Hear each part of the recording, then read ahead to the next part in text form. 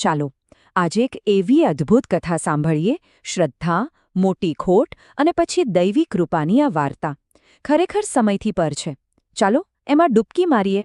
ક્યારે વિચાર્યું છે કે જ્યારે કોઈની પાસેથી બધું જ છીનવાઈ જાય ત્યારે શું થાય છે?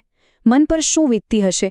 બસ આ જ સવાલ આખી કથાના કેન્દ્રમાં છે અને એનો જવાબ શોધવા માટે આપણે એક અનોખી સફર પર નીકળીશું. તો આ વાર્તાના મુખ્ય પાત્ર છે રાજા સુરથ, એકદમ પરાક્રમી, પોતાની પ્રજાને ખૂબ પ્રેમ કરનારા અને ધર્મના માર્ગે ચાલનારા રાજા. પણ કહેવાય છે ને કે સમય ક્યારે પલટાય એ કોઈ નથી જાણતું. બસ એવું જ કંઈક થયું જેની કોઈએ કલ્પના પણ નહોતી કરી. એટલા બધા સારા ગુણો હોવા છતાં રાજા સુરત યુદ્ધ હારી ગયા. દુશ્મનોએ બધું જ છીનવી લીધું, એમનું રાજપાટ, એમની સત્તા, બધું જ. અને આ મોટી ખોટને કારણે એ બિચારા ખૂબ જ ઊંડા દુઃખમાં સરી પડ્યા. હવે બધું ગુમાવ્યા પછી રાજા જંગલમાં આમ તેમ ભટકવા લાગ્યા. અને ત્યાં જ જંગલમાં એમને એક બીજી વ્યક્તિ મળે છે, એક એવી વ્યક્તિ જેનું દુઃખ પણ રાજા જેવું જ હતું. અહીંથી જ વાર્તામાં એક નવો વળાંક આવે છે. જુઓ, જંગલમાં રાજાને એક વૈશ્ય મળ્યા. વૈશ્ય એટલે કે એક વેપારી. એક રાજા અને એક સામાન્ય વેપારી. બંનેના સ્થાનમાં જ જમીન આસમાનનો ફરક, પણ એમનું દુઃખ એક જ હતું.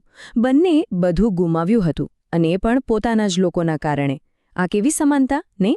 તો હવે આ બંને દુઃખી જીવ એકબીજાને પોતાનું દુઃખ કહે છે, અને બંનેને એક જ મૂંઝવણ હતી. એમણે નક્કી કર્યું કે ચાલો આનો કોઈ ઉપાય શોધીએ. અને બસ આ જ શોધ એમને નજીકના એક આશ્રમમાં લઈ ગઈ, જ્યાં મેધસ નામના એક ખૂબ જ્ઞાની ઋષિ રહેતા હતા. અને ત્યાં જ જઈને એમણે ઋષિને ખૂબ જ ગહન સવાલ પૂછ્યો. એમણે કહ્યું, હે ઋષિવર, અમે બધું જ ગુમાવી ચૂક્યા છીએ, છતાં પણ મનમાંથી આ સાંસારિક મોહ કેમ જતો નથી? આ સવાલ ખાલી એમનો નહોતો, આપણા બધાનો છે, ખરું ને? આ જ તો આખી વાર્તાનો મૂળ વિષય છે. ઋષિએ જે જવાબ આપ્યો એ ખરેખર ઊંડો હતો. એમણે સમજાવ્યું કે તમે જે આ મોહમાંથી છૂટી નથી શકતા એ કોઈ સામાન્ય વાત નથી. આ તો સાક્ષાત મહામાયા ભગવતીની શક્તિ છે. એ જ શક્તિ છે જે આખા સંસારને મોહના બંધનમાં બાંધી રાખે છે. તો પછી ઉપાય શું? ઋષિએ કહ્યું કે આ મોહ સાથે લડવાની જરૂર નથી. બસ પોતાની શક્તિને સાચી જગ્યાએ લગાવો. એમણે રસ્તો બતાવ્યો કે જો સાચા મનથી માં ભગવતીની પૂજા આરાધના કરશો તો તમારા બધા દુઃખનો અંત ચોક્કસ આવશે. ઋષિની આ વાત સાંભળીને રાજા અને વૈશ્ય બંનેને એક નવી દિશા મળી. એમણે તરત જ નક્કી કરી લીધું કે હવે તો કઠોર તપસ્યા કરવી છે, અને અહીંથી જ એમની શ્રદ્ધાની અસલી પરીક્ષા શરૂ થઈ. પછી તો બંને નદી કિનારે ગયા. ત્યાં માટીમાંથી દેવીની મૂર્તિ બનાવી અને પૂજા શરૂ કરી. ઉપવાસ રાખ્યા, સતત મંત્રોનો જાપ કર્યો અને સાવ સાચી અતૂટ શ્રદ્ધાથી પોતાને મા ભગવતીના ચરણોમાં સમર્પિત કરી દીધા. અને જુઓ, સાચી ભક્તિ ક્યારેય વ્યર્થ નથી જતી. એમની આટલી કઠોર તપસ્યાનું ફળ મળ્યું. ઘણો સમય વીતી ગયો અને પછી એમની ભક્તિથી પ્રસન્ન થઈને મા ભગવતી પોતે એમની સામે પ્રગટ થયા. એ ક્ષણ ખરેખર અદ્ભુત હશે, નહીં? માતાજી પ્રગટ થયા અને આખું વાતાવરણ જાણે દિવ્ય થઈ ગયું. માતાજીએ સ્મિત સાથે કહ્યું, હું તમારી ભક્તિથી ખૂબ જ પ્રસન્ન છું. બોલો, તમારે જે જોઈએ તે વરદાન માંગી લો. હવે રાજા સુરતનો વારો આવ્યો. એમણે એક રાજા તરીકે પોતાની ફરજને યાદ કરી અને ભવિષ્યનો પણ વિચાર કર્યો. એમણે કહ્યું, હે માતા, મને આ જન્મમાં મારું રાજપાટ પાછું આપો અને આવતા જન્મમાં પણ મને શ્રેષ્ઠ સ્થાન આપો.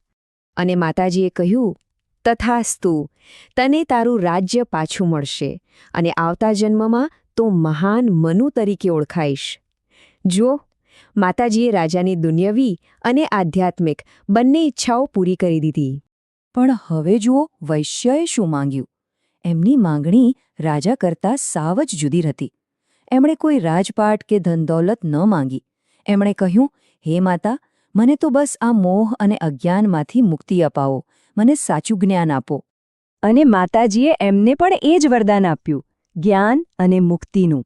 આ વાત એ બતાવે છે કે જેની જેવી સાચી ભાવના હોય, જેવી સાચી ઈચ્છા હોય, માતાજી એને એ જ આપે છે.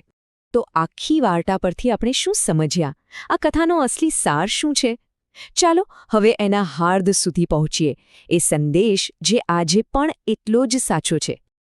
આ કથાનો સીધો અને સરળ સંદેશ એ જ છે કે જો સાચા દિલથી અને પૂરી શ્રદ્ધાથી માતાજીની ભક્તિ કરવામાં આવે તો ગમે તેવી મોટી મુશ્કેલી પણ દૂર થઈ જાય છે. જીવનમાં સુખ, શાંતિ, સમૃદ્ધિ અને જ્ઞાન બધું જ મળે છે. અને અંતમાં ચાલો એક સવાલ પર વિચારીએ. રાજાને રાજપાઠ મળ્યો અને વૈશ્યને જ્ઞાન. આ બંને વરદાન શું શીખવે છે?